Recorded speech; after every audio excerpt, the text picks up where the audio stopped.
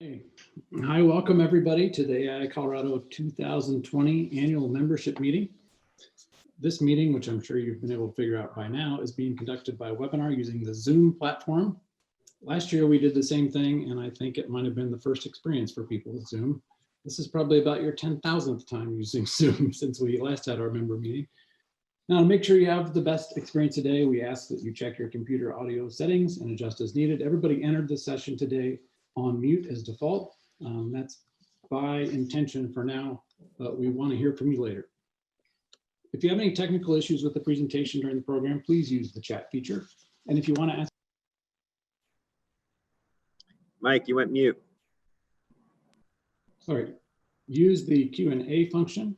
Did you catch any of that?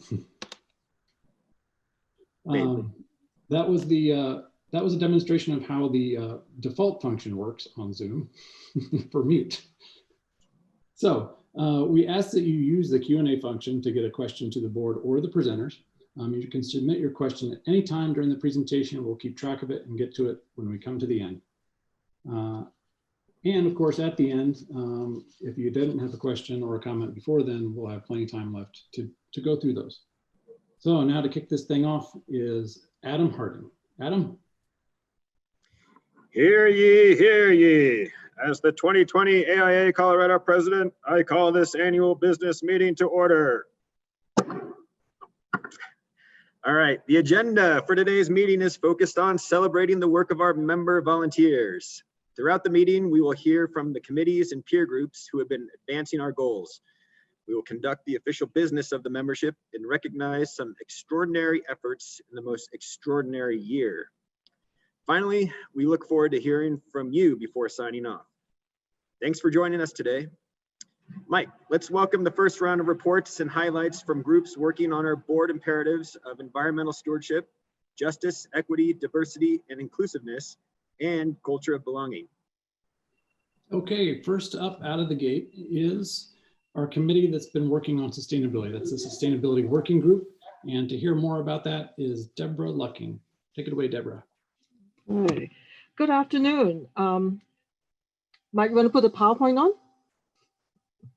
So the group began meeting in February, where we identified a range of issues broadly organized into 3 categories. The tie into AIA National's topics, including the 2030 commitment, Code Top 10 framework, AIA's ethical standards and disaster response. The second category was providing education, focusing on the 2030 commitment, Code Top 10, and embodied carbon and related content.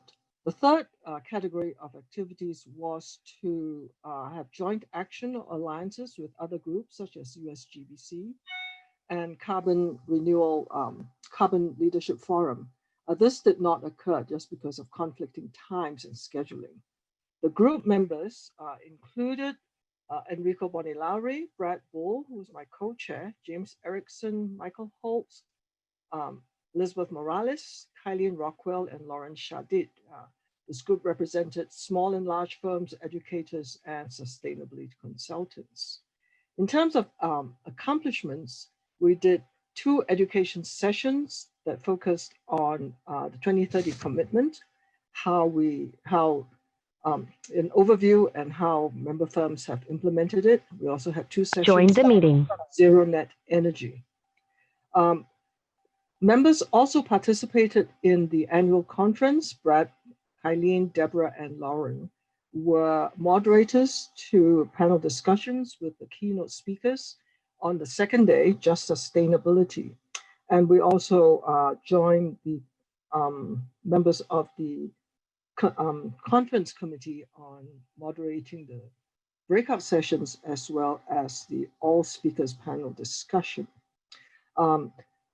We also had some activity in advocacy. I supported that committee, joined Paul Hutton and Kevin Anonymous in town halls with State Senator Christensen and House Representative Kathy Kipp to introduce the concepts of embodied carbon and its impact on our environment.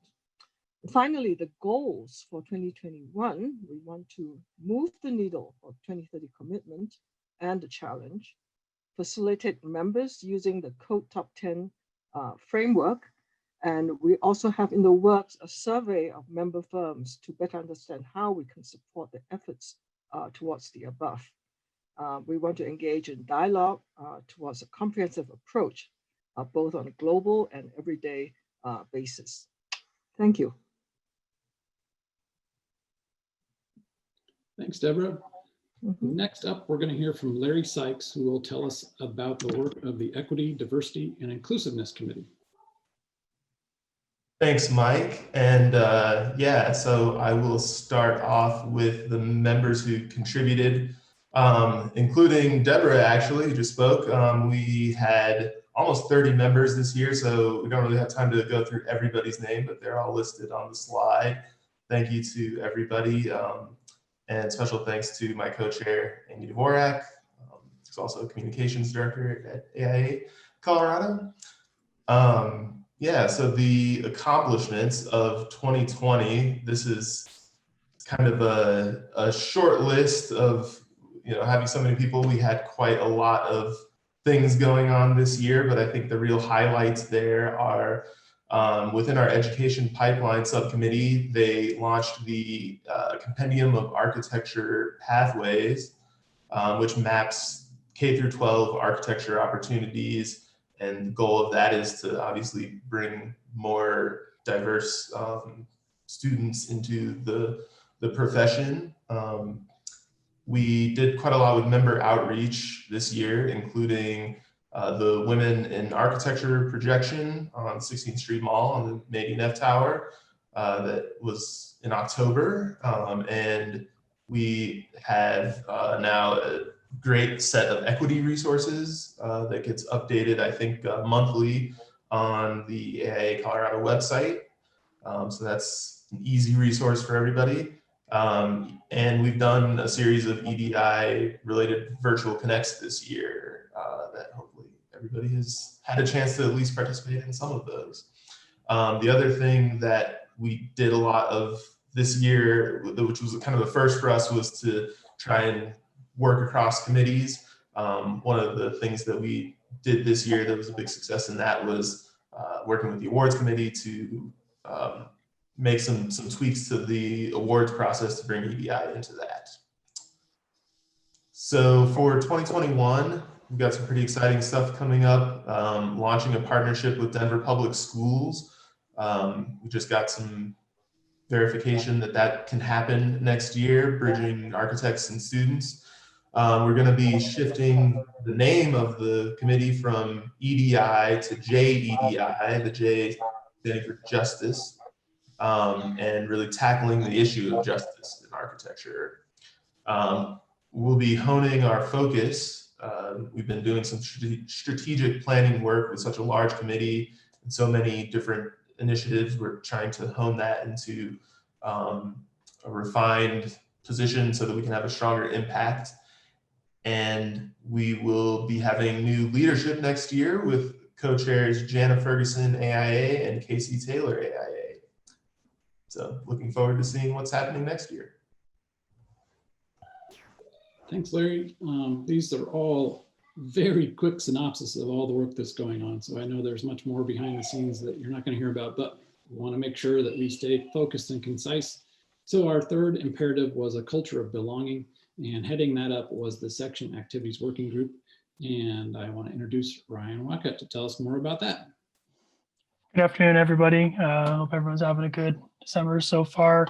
So this year was a real trying time for the Section Activities Working Group. At the beginning of the year, I think we all were really looking forward to having a lot of in-person meetups. Unfortunately, 2020 came and that kind of went by the wayside. Go ahead and address that we had about 19 people on our group this year. So I won't go through everyone's names just to keep within the time limit. But I think everyone did a fantastic job dealing with the year that we've had. Looking forward to seeing how we can progress into 2020. In terms of what we've done this year, we had town halls across all 4 sections, as well as the quarterly communications from each of the section directors. We had section meetups at the Practice and Design Conference, which was absolutely phenomenal. I think the the chapter did a wonderful job putting that on this year. In the north section here, we launched monthly happy hours, and I believe other happy hours have been done across all 4 sections. We're really looking forward to bringing that in into 2021 as well.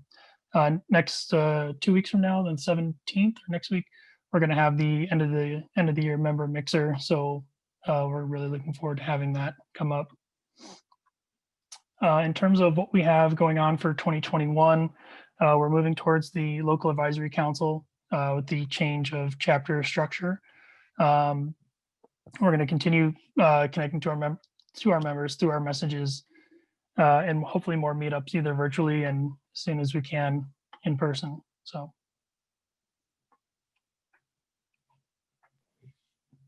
Thanks, Ryan. All right, now on to some more business. Adam.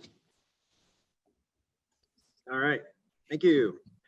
So our first business item is the secretary's report. Caitlin Kirby, the 2020-2021 secretary, will present the minutes of the previous meeting. The 2018-2019 secretary, Rachel Johnson, the secretary report, Rachel Johnson prepared these minutes. Caitlin, take it away. Oh, sorry, I thought it was in the slide, but hello. Sorry, Mike, do we have them to pull up on your side as far as presenting the minutes from 2019? Nope. Okay, 1 second. Yeah, I need to find the other file and pull that up. Just a second. Thank you, Mike.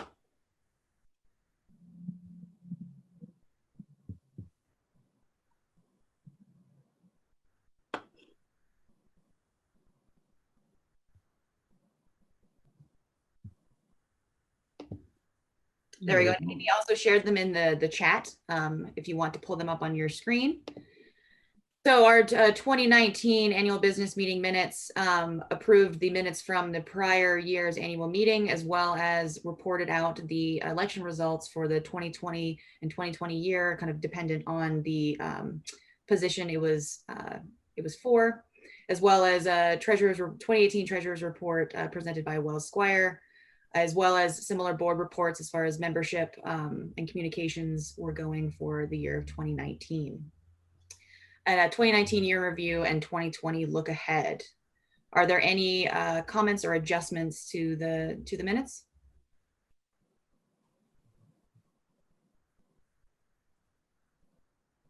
If you have any, you can respond in the chat.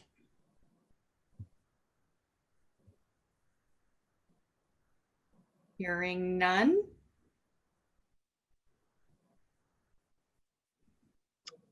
All right, hearing none, the minutes are approved as read. Thank you, Caitlin. All right, and also want to get into some membership numbers, kind of where we're at. So over the last 6 years, we've been either holding steady or trending slightly upward with membership.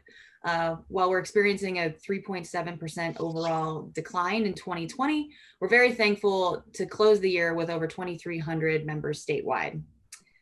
And while more work still needs to be done, we're pleased to announce that a report that the age range of members in the 30 to 39 and 40 to 49 categories are trending positively. And we look forward to continued efforts to support our emerging professional and newly licensed members.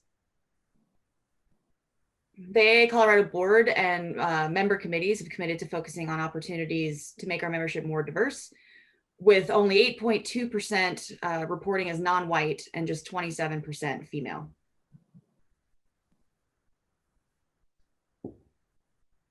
And then finally, a vote of the membership took place on November 10th to approve the new bylaws. We had 257 votes cast, and the bylaws were passed with 96% majority. So we want to thank everyone that participated in that vote. Thank you, Carolyn, for bringing us all up to speed. Our next group of committees that we're going to hear from are organized around advocacy and practice. First up is Aaron Brownstein, who's going to tell us more about the Architecture Advocates Network. Welcome, Aaron. Thank you, Mike. Yes, the Architecture Advocates Network is a relatively new committee.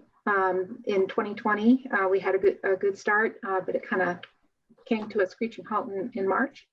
when we needed to adjust with COVID. These are the members who have contributed, and the slide on the left represents the framework that we introduced last year. So we're building on the existing framework in an effort to recognize members' existing advocacy efforts, invite more members to get involved, help members develop skills to succeed, and connect like-minded members and to take action. Enter your meeting ID. So this year, in 2020, we were able to still connect with other committees.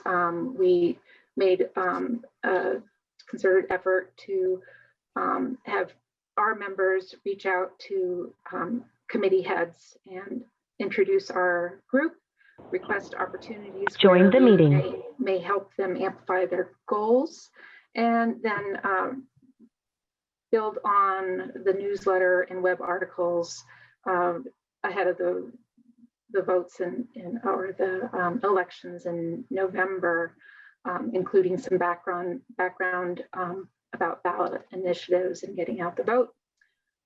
And so using the virtual Connect events to do so. So this coming year, we will continue to use the virtual Connect until we know more or can get back together. And I'd like to have some more effort on ARC-PAC and communicate how ARC-PAC reinforces AIA's goals in the Colorado state election cycles, and then see how we can coordinate with other committees on virtual Connect events and build on that collaboration. Thank you. Thanks, Erin. Next up is our Government Affairs Committee. To tell us more about that is Brandon Gossard. All right, good afternoon. Thanks, Mike. Well, first thing that we want to do is really talk about the people that are involved. The committee itself is a smaller subset of all the people that are actively engaged in the process. Because our meetings are open, we do have different architects join that provide different subject matter perspectives. In particular, we want to give special thanks to both our staff support with Nick Remus and also our state lobbyist, Jerry Johnson, who is the handsome gentleman on our screen right now. These two really have served architects well at the Capitol, really riding herd on a lot of different bills. So just taking a look at 2020 in terms of the work that's been done, the portions of the committee actually read every single bill that comes out of the Capitol. And there are a large number of bills and a large number of bad bills in particular. Because the coronavirus did end the sessions earlier, there were some unique things that happened as far as trying to keep track of things. AIA, we did take 7 formal positions on different bills, and all that we opposed failed because there were a lot of bad bills, and the ones that negatively impacted architecture, we took a stand against. We did look at 2 bills in particular that we advocated for. One actually got cut because it was pulled because of the coronavirus and needing to make room for different legislation. But one critical victory was the getting an architect on the working group for school safety. This was an item that we were just conveniently left out of. We were effective in getting ourselves on it not once but twice, because when it came back during the special session, they were trying to streamline it, had removed architects as a streamlining measure, and fortunately, because Nick and Jerry were so on top of monitoring it, we were able to get back out in front of the legislator and get ourselves back into that working group. So definitely a strong group effort. Looking forward into 2021, there are a number of different things that we look to continue to do, such as that legislative subcommittee reading all the bills. But we are actually looking at proposing a bill to replace the requirement for DORA continuing education forms with equivalent demonstration. So for instance, say you were an AIA member and had an AIA record, perhaps you wouldn't have to fill out those DORA forms. So that is one of the things that we're very excited about getting on the docket for 2021. We do intend on following up on many of the bills that were pulled during the 2020 session and participating in stakeholder groups, both for bills that we are advocates for, and then ones that we might think are not such a good idea, but we want to make certain that the practice of architecture is protected. And that is kind of the general consensus or the general synopsis of the Government Affairs Committee. They are open meetings, so if you are at all interested, please feel free to attend. Thanks, Brandon. Next, we have our Regional and Urban Design Knowledge Community, and to tell us more about that is Greg Balin. Howdy, Greg. I'm Greg, like Mike mentioned. Our Regional and Urban Design Knowledge Community discusses different current and urban and regional events around Denver and the region. Next, please. The members involved, we have had the steering committee here of Natasha Dennis, who was a great help in helping organize the different panel presentations we had. We also had a historic preservation panel discussion, transit discussion, and experimented with a new kind of content delivery form of broadcasting a video. We had a great discussion on parks and green space with Drew Dutcher, who is president of the Elyria Swanson neighborhood, as well as Amanda Miller, who is with the Downtown Denver Partnership and works on the Urban Forest Initiative. And we also engaged the topic of equity in infrastructure with different organizations like RTD and different community advocacy groups. Next, please. So I guess what we accomplished in 2020 is we continued engaging different urban players in the downtown and around the region of Colorado, still connected with like Denver Parks and Recreation, Denver Planning, Downtown Denver Partnership, like I mentioned, and made sure we are seeing what different people are doing out there in the community. We also acted on some of these new problems that arose from the pandemic and structured our panel discussions around them. And we maintained existing relationships that we had created in previous years for these panel discussions and different topics to discuss. Next, please. Where we're going in 2020, I guess it's not for me necessarily to say, because this is my second year doing this, and so it will be up to the next steering committee. However, I guess one thing, looking back on my own performance in the committee, I think we needed some sort of focus, mission, or goal to continue having people engage in different discussions. I think urban and regional design is a broad topic, and so many people have different ideas, and it's sometimes lots of different things and thoughts get thrown out there and start to really focus on it. But I think we had great success with these panel and presentation discussions, as well as experimenting with new kind of content delivery methods. And I think this community could go into a more of a kind of a forum-based or kind of a news source just to help people learn what sort of urban issues are happening in the city and the region. And that's it. Thank you. Thanks, Greg. Now we'll hear about the activities of the Academy of Architecture for Health Knowledge Community. And to tell us about that is Mike Hagan. Hello, everyone. I'm excited to present this sort of newly formatted community for the health knowledge community within AIA. This is our second year. We catapulted last year in 2019 with a lot of success, and now that 2020 brought us some new challenges, I think we were still very successful maintaining some momentum moving forward. Part of that key group is the people you see on the screen here. There was a steering committee that we formed to make sure that we had some structure to the group as we initiated this. And we also had some very good advocacy from both Brenna and Rachel Johnson. Thank you very much for supporting this newfound group. And we made a lot of accomplishments even in 2020, as many of us did, which one of those was maintaining kind of some interaction with our group. Even with COVID, we were still able to have several virtual meetings.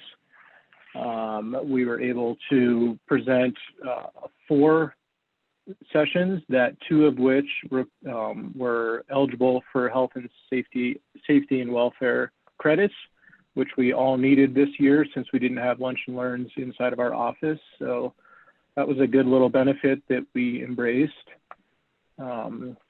We also participated with the health and equity, or the diversity, the EDI group, sorry. I'll just, instead of saying it, the EDI group, we were able to sit on a panel with them. And I think part of our accomplishments are reaching out to other organizations within AIA and outside of AIA to kind of embrace the community within the health focus.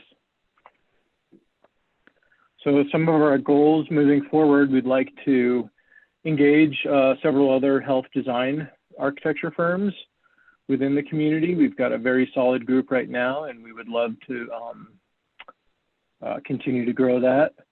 We're also hoping that we can continue to reach out to other design professionals that are not just architects, but in our construction, interior design, equipment planning, even on the owner side. We would like to continue that sort of camaraderie of sharing the knowledge within not just the AIA community, but within our whole community here in Colorado. To do that, we're going to do at least one other event with another AIA committee, which we did with EDI this year, and we hope to do again with them and maybe others next year. And then reach out to other organizations like KHEAD, KHE, Women in Healthcare, some of those other healthcare organizations that offer a lot of knowledge. Our group is all about gaining and sharing knowledge. So we feel like the more outreach we can get, the better we can share with our internal community. Thanks, Michael. Thank you. Back to you, Adam. All right. I'd now like to ask Will Squire to provide the treasurer's report. Will. Thanks for the handoff, Adam. We'll go to the first slide. This overview will present our 2019 financials as was prepared by NFP Partners, a Colorado-based small firm specializing in nonprofit accounting. As shown in this overview slide, we closed 2019 with a very healthy net income of $254,000, and with total net assets going from 1.37 to 1.6 million year over year. Revenues increased by 10.7%, fueled predominantly by strong dues renewals. So again, as Kaylin mentioned, we're very appreciative of the continued support. Expenses in 2019 were down 5.8% as compared to prior years. Our statement of financial position reflects entering 2020 with a healthy and positive balance sheet, making us well prepared to weather the storm. Still some unknown times ahead, and we're well positioned to maneuver our way through that. Thank you again to all who helped build this strong foundation. Thank you, Wells. The treasurer's report is now filed. Okay, our next round of event committees, or committees that we're going to hear from, are the event committees. So first up out of the gate is the awards committee. To tell us more about what happened with awards is Marisol Foreman. Hi, thank you, Mike. So this year we had several members, and we were lucky enough to get Renee Azerbaiji with Ambient Energy to join our team. She was able to provide some great insight into the sustainability award that we were able to roll out this year. I acted as vice chair. We had Larry Friedberg, Brandon Herbst, Daniel Nelson was our chair for the year, Brent Forget, Wells Squire was our board liaison, and Brittany Wheeler as well. So this year we focused first and foremost on reformatting the honor awards. We did look at different honor award and how we could roll some of them in together. So we took the Innovative Practices Award and we rolled that into the Firm of the Year and the Young Firm of the Year. We removed the Leadership Award and rolled out the President's Award as well. And with the Honor Awards jury, we also determined who was going to be on that from year to year. So we decided it was going to be the 4 board section directors, the AIA Colorado board president-elect, the board at large director, the board secretary, and the previous year's recipients of the Architect of the Year and the Young Architect of the Year Honor Awards. This year, we were also fortunate enough to roll out the Sustainability Award. That was a couple years in the making, and it was something that we had in our agenda, and we're very excited we were able to work with AIA San Antonio to adapt their Design Excellence Common App. So thank you to everyone who submitted for that award, and we are happy to be able to give that award this year. And then we also worked on strengthening our sustainability rhetoric throughout all of our awards. So moving forward, we would like to refine the Sustainability Award. We would like to make it progressively, we would like to get more information progressively from every project every year. So we will be rolling that out. You'll see more changes as we move on, but we wanted to make it a slower rollout to get everyone on board and get everyone used to seeing the formats and what type of information we are requesting. We really enjoyed the in-person gala this year at the drive-in movie theater, but we also thought that one of the most successful parts of that was the video that was filmed. And we'd like to reflect on that in-person gala and the video and look at different ways to investigate ways to engage the public more and more members around the state. The YouTube video that we uploaded online had about 1,600 views, which is quite a larger reach than what would happen with just the people who would be at the in-person event. So want to look at ways that we can incorporate that into next year's event. Hopefully we'll be doing that in person. And then as Larry mentioned earlier, we also want to continue working with the EDI committee to create an equitable awards process and ceremony for members across Colorado. Thanks, Marisol, for sharing that.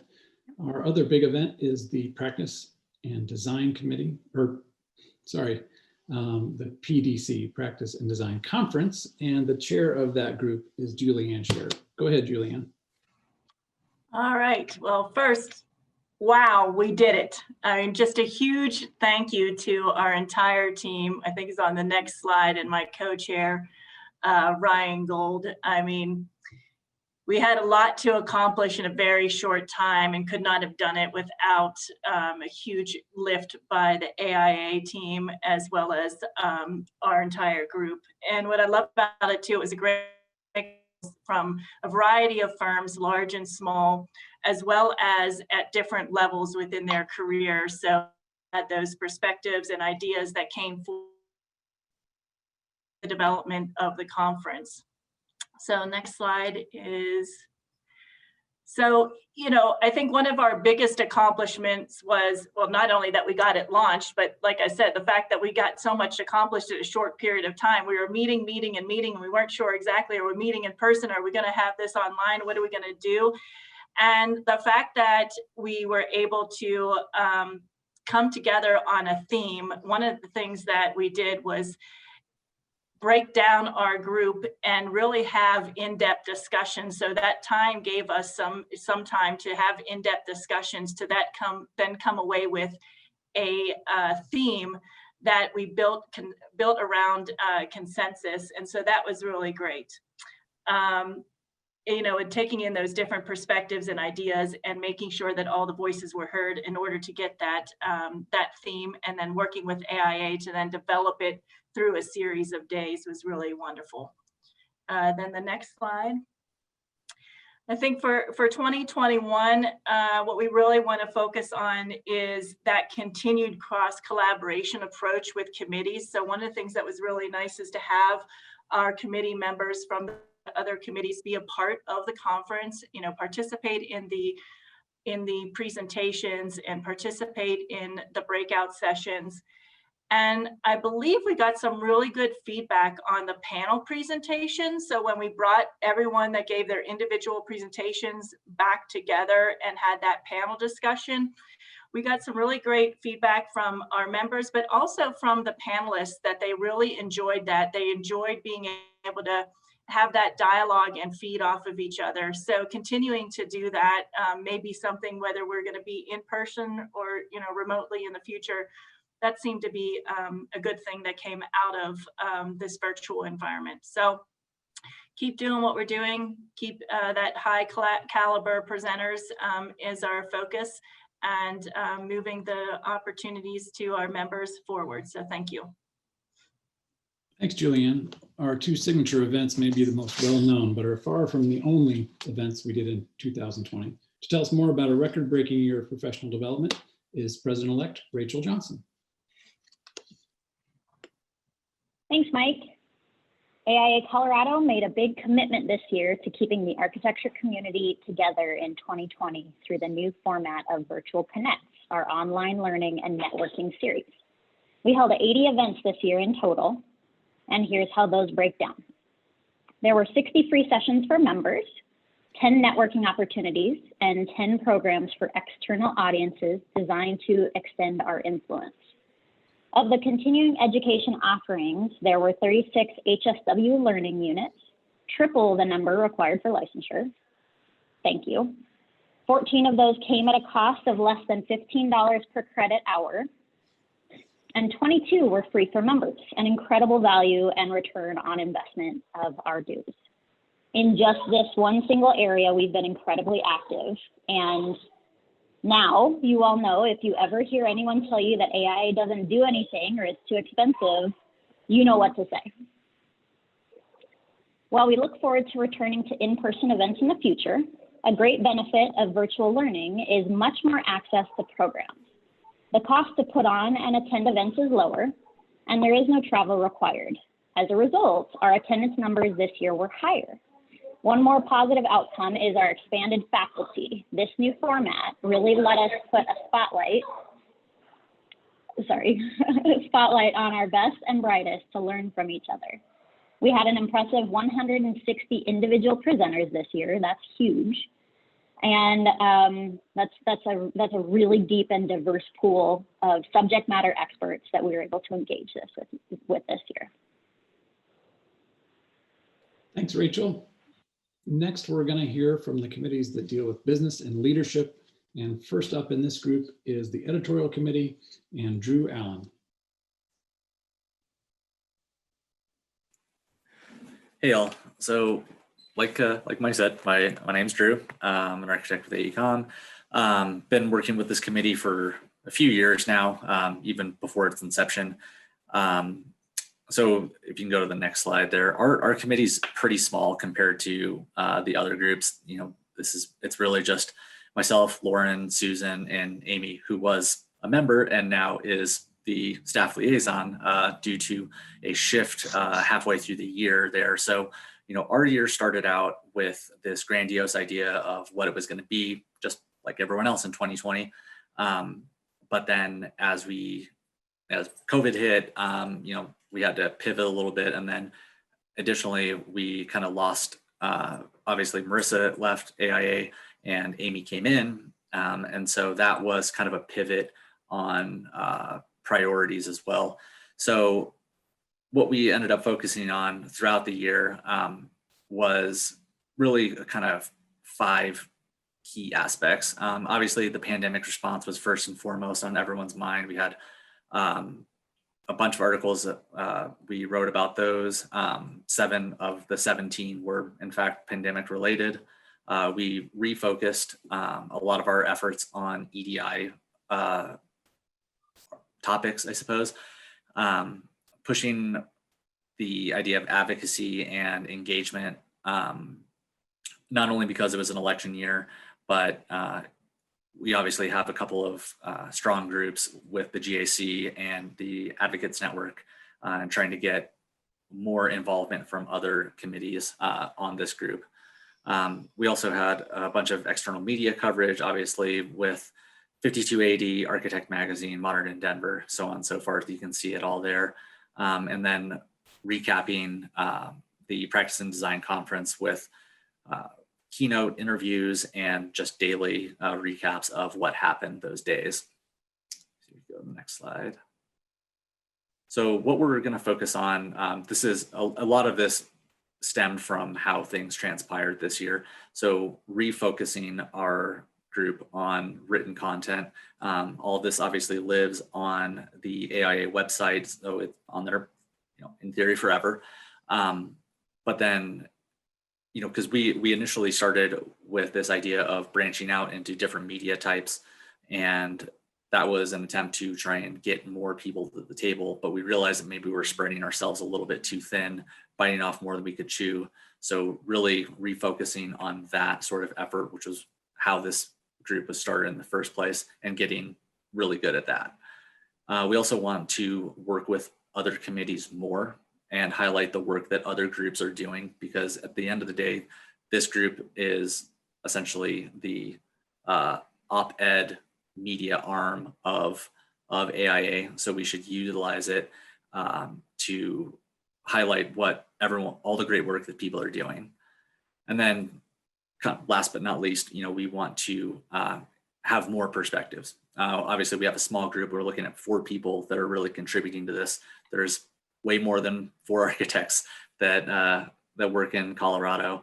And so we want to obviously have more input from architects, industry adjacent professions, and even reaching out within our own firms to kind of pull up members that are perhaps a little bit less engaged than normal, and because it's a really easy way to get people involved with very little commitment. All right, that's all. Another active committee this year is the Business of Architecture community, and to tell us more about that is Amanda Christensen. Hello, and thank you for the introduction, Mike. If you want to go to the next slide, please. Our committee was this really talented group you see right here. Myself and Nan, my co-chair, headed up this knowledge community along with Aaron, Kat, Eric, Roger, Phil, and our board representative, Sarah Brown. We continued our charge this year of providing vital business tools to our members and their firms. And what we really wanted to do was increase our ability to foster connections between our members. In the past, we'd hosted a course series where we had experts come in, and then we had a lot of great breakout sessions that fostered conversation. And with the World Health Crisis this year, it kind of created an opportunity for us to be an important resource to make sense of this rapidly changing world, and in a new way than what we had been doing previously. So we definitely used that virtual Connect series, and we hosted 7 of them. And our attendees were approximately 150 of our members, which is really great to see. Some of the highlights included bringing in these outside experts, industry partners, learning of many things, that cash is king, and having a solid cash reserve really helps weather downturns out of the gate. We learned why continuing to grow a mentoring culture is critical for a healthy life cycle of a firm and for ownership transition. We also hosted panels of our very own members to discuss weathering the storm. We had them broken into small firms and large firms to really talk about how implementing change in their firms helps them stay afloat through these tough times. Another panel we assembled was to discuss the value proposition of sustainability and what we can do as architects to both be stewards of our planet while really positioning our firms for future success. So looking forward to 2021. We're going to continue to do our best in sharing our business best practices. And I think we have two different ways that we're planning on taking this. The first is that we're going to continue working with the Virtual Connect platform. I thought that was a really great way to reach our members. And we're going to start with a few that really build out of some of the really exciting ideas that were discussed at the Practice and Design Conference. The sustainability panel was one of those.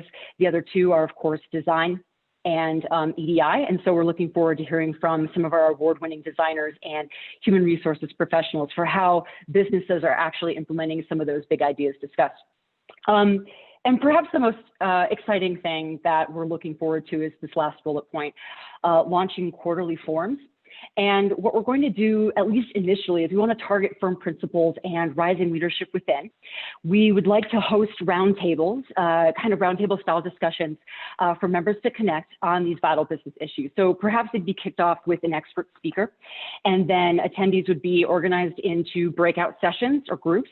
And we hope that this platform will be used as a sounding board among peers to discuss their successes or maybe the challenges of implementing change, running their firms, sharing resources, and an opportunity to really share in their experiences. So we have a lot of exciting things on the horizon, and really interested to see how we can adapt those to whatever happens with the pandemic situation too. So much more to come. Thank you. Thanks, Amanda. Another group where the band got back together this year was the Emerging Professionals Working Group. And to hear more about that is Kaylin Kirby again. Yeah, thanks, Mike. Yeah, so 2020 was an interesting year for us. We reformed or kind of relaunched the Emerging Professionals Group in kind of a new manifestation. We were a small but mighty group with myself and Nick Caravella as co-chairs, Ryan Gould, Katie Kressel, Janelle Tenniket, and Adam Harding as our board liaison. We really started the year, like everyone, with thinking 2020 was going to be much different. Pivoted obviously early on as we kind of all shifted from working from home, really trying to figure out who we were, what we wanted to do was a lot of our year, but I think we really made some headway. Some of our accomplishments that we made in 2020 was launch the Ask Archie format, which is a kind of online column where members can write in. Anyone, you know, it's not limited to just emerging professionals, but anyone can write in with a question and have the group kind of as Archie respond with kind of you know, how to react to that situation, words of advice, tips, etc. We also early on in the pandemic hosted a virtual connect panel where we worked through kind of tips and tricks we'd all learned kind of in those early weeks of working from home, as well as how kind of you could leverage yourself as emerging professional in your office, as far as kind of how that shift to remote work, things that you've learned and how you could potentially help other colleagues kind of adapt to that. We also held a virtual happy hour during the Practice and Design Conference, where we played a game of trivia that ranged from ARE study questions that stumped quite a few, I'll note, as well as more kind of fun, you know, guess the architect and quotes for architects. So that was a fun takeaway. I think everyone enjoyed it.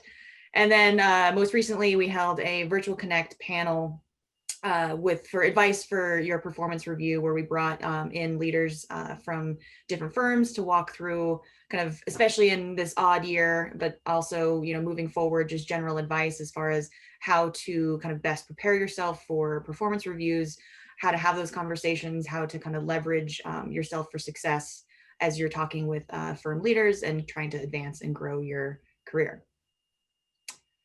So looking forward to 2021, I think one of our biggest kind of hopes and goals is to try to grow our numbers, whether that's within the committee itself or whether that's through kind of more kind of less formal touch points or virtual connects, where we can hopefully start to reach a larger spectrum of our members, as well as re-engaging AIAS and kind of continuing that student kind of channel to membership as once they graduate and become AIA members. Obviously continue to serve as a resource for EP members, really just being here and available and open. Like again, yet if it's to someone that's on the committee or not, as a resource for, you know, anything from study materials to, you know, getting in touch with AVIC, the licensing board, and kind of anything they need to do or kind of talk to, trying to really be here for anyone that needs us. as well as continuing to plan meaningful programming to engage, network, and help our EP members grow. Part of the things like I said, I mentioned early on in the year, which I don't think we landed on until maybe July, but was working to try to develop a charge for ourselves to kind of create the lanes for us to swim in as we move into 2021 and help us kind of navigate and choose how to spend our efforts as far as what programming can kind of make the greatest impact to our members and kind of help each other grow in our careers. I think Thanks, that's it, Mike. Appreciate that. And our last report from this batch is going to come from the Christopher Kelly Leadership Development Program, who already has a few sessions in on the current scholar class. And to tell us more about that is Rebecca Wagner. Thanks, Mike. The Christopher Kelly Leadership Development Program is a 9-month competitive program running from August to May for 16 emerging professionals. The class gathers once a month for a half-day session where the scholars strengthen their leadership skills, learn from AEC experts, and expand their networks. The program is run by 6 executive committee members who are all past scholars from the different years. And these are the 16 accepted scholars for the 2021 year. Last year had to pivot pretty quick to some virtual setting for the last couple sessions, and we had to do all of our recruiting virtually over the summer for the coming year. But this year's group has really taken advantage of the virtual setting, and we've discovered some really great silver linings to this constraint. We've had 2 sessions so far, and the scholars have reached out to some really big names, and they were able to bring in really impressive speakers with different and broad backgrounds. They've also been using the Zoom breakout rooms really effectively to create a better opportunity for deep discussions and debrief of the presentations. So as we look to the 2021 year, we're really eager to get back into in-person meetings because that's really critical for this group, for this type of program in terms of the relationship building and networking. However, we're really excited to bring in some of these benefits we've learned from the virtual setting and incorporate those into the in-person meetings when we get there eventually. That's all. Thanks. Thanks, Rebecca. Now back to our business agenda, Adam. All right, I want to give a quick shout out to all the committees and all the work you guys did. Thank you for your efforts. I'm looking forward to what comes out of next year. So our last business item is the nomination and election of officers and directors. First, we will hear the report of the nominating committee. Will the chair of the nominating committee, Zachary Taylor, AIA, give the report? Thank you, Adam. Yes, the nominating committee prepared a slate of recommended candidates for each vacant position to serve on the 2021 AIA Colorado board. An open call for nominations was issued to every member, and we were happy to have highly qualified candidates apply. The recommended candidates are as follows. Wells Squire, AIA, for the 2021 president-elect. Wells will then automatically assume the office of president for 2022. Shiva Willoughby, AIA, for the 2021-2022 treasurer. Julianne Shearer, AIA, for the now 2-year Denver director, which will be 2021 and 2022. And Jim Childs, AIA, again for a 2-year term as South director, 2021 to 2022. And finally, the nominating committee would like to recommend the appointment of Ron Abo, AIA, as the at-large director for the new position that was created with the bylaws change. All right. With one nominee for any office or director position, the board may ask the secretary to cast a ballot for the full number of votes for each of the nominees. I now make that request on behalf of the board. Right. I hereby cast a single ballot to approve the entire recommended slate of nominees to serve on the 2021 Board of Directors. All right, it's my privilege to declare the nominees named to be elected by acclamation. I would also like to thank the continuing 2021 board members, Lauren Falcone, Associate AIA, the Associate Director, Sarah Broughton, AIA, the West Director, Rob Hyatt, AIA, the North Director, Mark Schwackhammer, Associate AIA, the At-Large Director, Kaylin Kirby, AIA, Secretary, and Rachel Johnson, AIA President. Congratulations to the incoming Board of Directors. I look forward to serving with you next year as past president. All right, before moving on, I also want to give special thanks to the 2020 Board of Directors. I would also like to acknowledge with gratitude our outgoing board members. Zachary Taylor, AIA past president, and Ignacio Correa Ortiz, AIA Denver Director.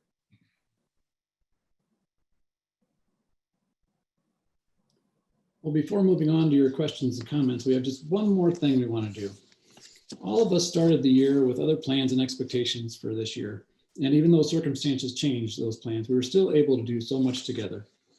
In addition to all the great work that you saw from the committees and the board highlights that we've heard about, there are a few more extra special efforts that went above and beyond.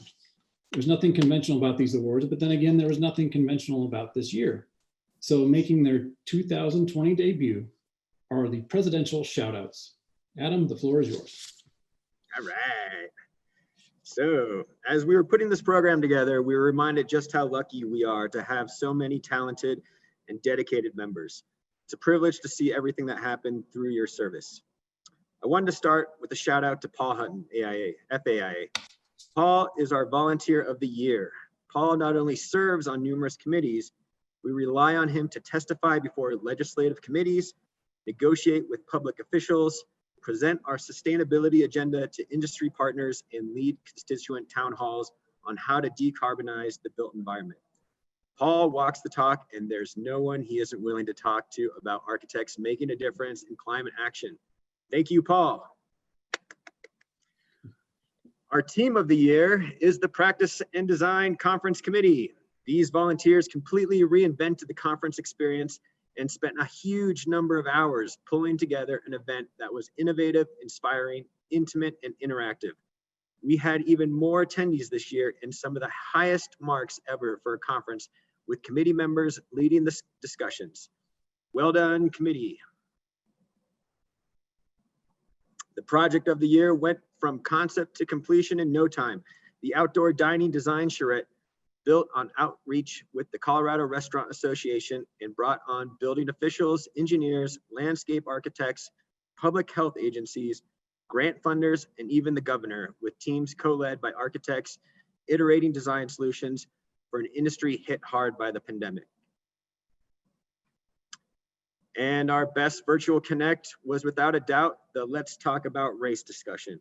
Happening mere days after the George Floyd protest erupted, nearly 200 participants logged on and learned to have a vulnerable and candid conversation about how racial injustice shapes the built environment and holds back the architecture profession. It is not the last time we will talk about this issue, but it sure was a great start. The best member recognition project was the Women in Architecture projection. For the entire month of October, people on the 16th Street Mall in Denver saw larger than life names and portraits of women architects from across Colorado in lights on the DNF Tower. While we'd like to see more women in the profession, we are incredibly proud of the ones we have. One of the first things we did to respond to the early economic downturn was launch a licensure advancement fund. AIA Colorado was determined not to have a lost generation of architects, as so often happens when industry downsizes. With the total support of the Architectural Education Foundation, 14 associate members received scholarships to pay for exam fees and accept prep material to continue their pursuit of licensure. Keep on trucking, scholars, and thank you, AEF. Our best practice in social distancing goes to the Design and Honor Awards night at the drive-in. After months of not seeing each other, it was a joy to see everyone celebrate celebrate on a beautiful evening under the stars and behind our masks. Architects and their projects were the star of the show on the big screen. Our final shout out goes to the Office of the State Architect for heroic effort recognition. Sherry Giroux led her team through a race against the clock to construct 5 COVID-19 overflow field hospitals in Denver, Loveland, Westminster, Pueblo, and Grand Junction. They coordinated an additional 12,000 beds of capacity for a healthcare system pushed to its limits. Thanks to you, our state was ready. Frank Lloyd Wright used to wear a cape. Sherry and her colleagues Don't need one to be superheroes. Thanks, Adam, for those great reminders of the people and projects that made this year one to remember in the best possible way. And to conclude the formal presentation, we want to end with the most important people in mind. All 148 AIA Colorado volunteers contributing in amazing ways as change agents to broaden the impact of architecture. It can truly be said, we cannot do this without you. To join them next year, please consider applying for a volunteer role and watch for the application coming on December 16th. And as you heard from the committee reports, thanks to Zoom, all of the committees that we are hosting in the future are available to any member. All right, now on to your questions, comments, concerns, and celebrations.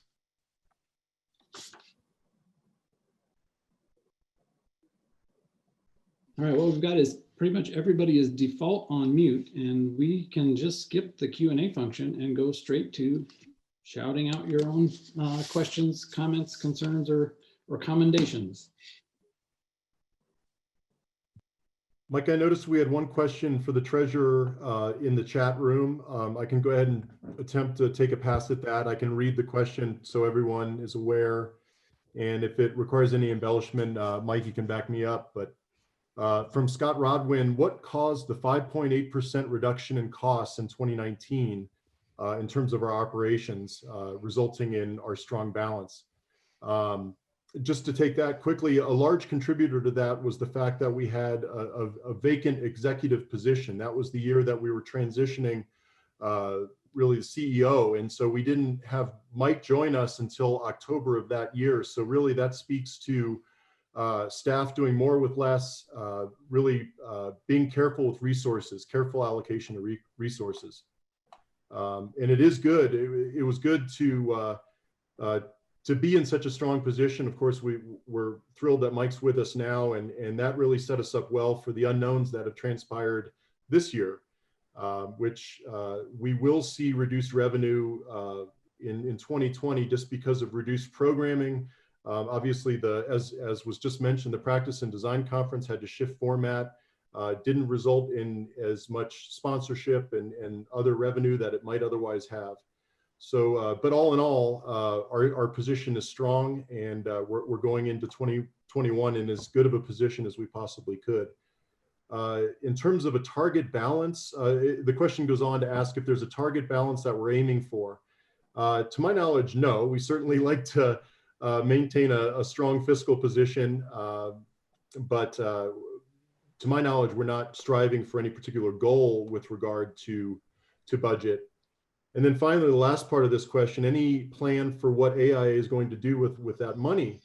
And really, again, I think we're looking at it now as just positioning ourselves well going into 2021. There are some things that are going to transpire in 2021 that we want to be well prepared for. And that actually includes evaluating our current offices and space. So there's a lot of things that we'll be looking at. So nonetheless, I think we can all be grateful of the position we're in heading into 2021, and thankful for the membership support. The one target we do have to shoot for is a operating reserve policy requirement that says we keep 50% of our money in liquid assets as sort of a rainy day fund, in case we need them. So that is one constraint we have to keep in mind. What are we going to do with all that money? Well, this year we've had to spend some of that 50% operating reserve because, as you saw earlier in Will's presentation, our income was down. We are essentially going from a $1.6 million operation to a $1 million operation. So it's nice that we do have that financial cushion to draw upon, that we don't have to really constrict things, downsize a great deal, or stop doing programs and member services. In fact, I would say I'm of course biased here to my colleagues on the team, that we've done more this year with that less amount of money than we have in years past when we had more money. So it takes resources to do that. It takes good people to help make it happen.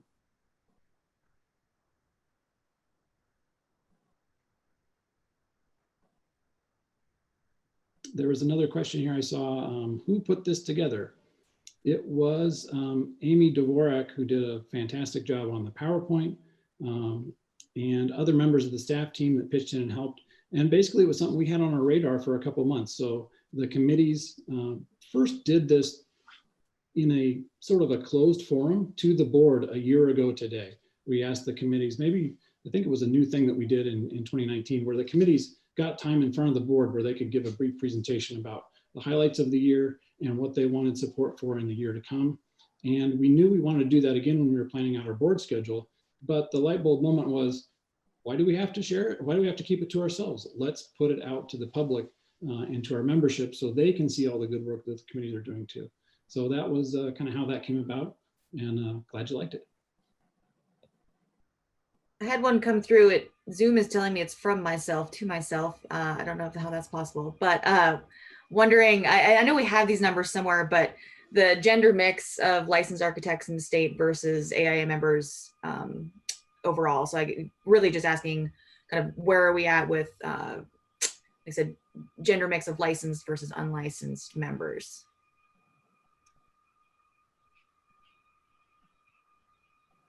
Like I said, I don't know if we can answer that immediately, but I know we have those numbers. We can follow up with that for sure. We do have it. It's in the NCAR by the numbers report, which is put out by NCAR because they have access to the full roster of licensees where we have the members of AIA. So one stat we didn't share with you, but we know off the top of our head is the member penetration rate. That's how many members belong to AIA out of the total universe of licensees. This year, it's about 52.5%. That's close to where it's been traditionally for Colorado, and also very close to what the national average is for AIA membership. But I've told you where to find it. I don't have it handy. So while we continue, I'll try and look that up so we can get an answer to that question.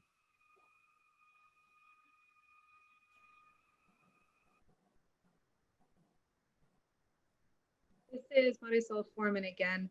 I just wanted to give a big shout out to Megan Concannon for all of her work that she's done, especially with the AIA Awards Committee. She was able to pivot us from a fantastic gala into an even more fantastic drive-in event that was so much fun. So I don't know how we're going to continue on next year without her, but wanted to give her a big shout out for all of her help.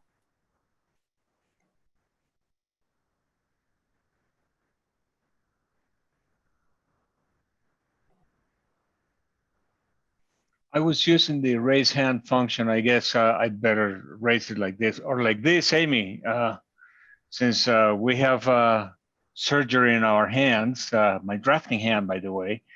I know I have the opportunity to do this again on the 17th, and I have written a note of kind of my farewell note. But Juliana and I were exchanging a couple of messages on this application.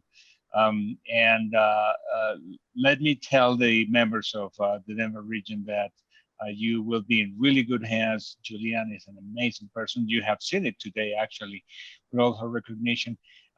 You make the position whatever you want to. This is an organization of members, and that is actually the value in it. So I thank everybody for the opportunity, and as I say in my message to you, I will continue at your service. Thank you.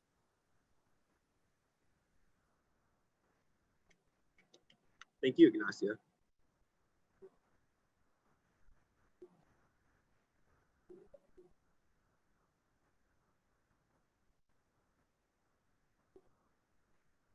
Ron, go ahead. Tell us what NOMA's up to. In there, man. Well, first of all, I want to thank the nominating committee for appointing me to the 2021 AIA Colorado board. You know, I was president back in the 1990s, and so I'm excited about being engaged again. But I'm also very privileged to be the first president of NOMA Colorado. And so NOMA is the National Organization of Minority Architects. It's been around for 50 years, and mostly on the East Coast. And now we have a NOMA West region. So that includes Colorado, Arizona, Southern California, and Pacific Northwest. So that's really exciting. We are having our first kind of public launch here on Friday, and I believe Amy has a link to that, and you could also email me. I'll put in the chat my email address. But we have a number of things that we want to launch this next year. We have committees. If anybody is wanting to get engaged with NOMA, we have a fundraising and sponsorship committee, membership committee, communications and public relations, education and practice committee. And this is a committee focused on young professionals. And then the Historic and Community Outreach Committee, and this is really about supporting the pipeline of minorities into the profession. So we're really excited about getting this launched, and you'll be hearing more about that as the year progresses.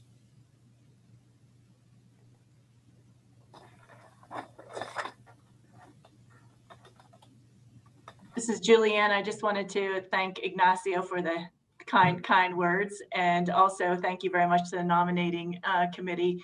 I'm excited to get started with the whole board and everyone, and I'm ready to be a steward of the Denver leadership and for our region to be a steward for our members. So thank you.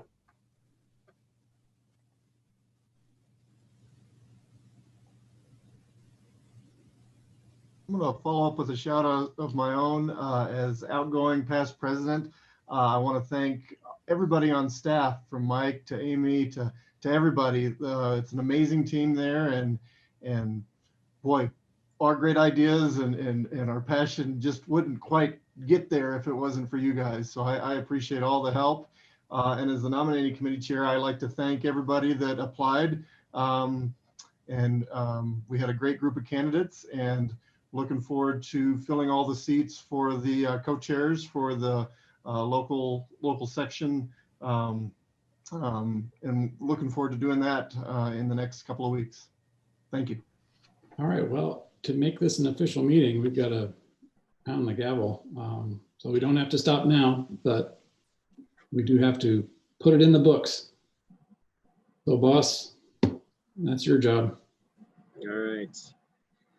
Well, this concludes the agenda, and the 2020 annual membership meeting is adjourned. I want to give a big toast and shout out to all of you, to all the members, to the committees, to the board, to the staff. Without all of you, we couldn't do anything. And so I'm excited about what we've accomplished this year, and I'm excited about what we're going to accomplish in the years to come. So cheers to everyone, and be safe and healthy, and here's to a bright and prosperous 2021.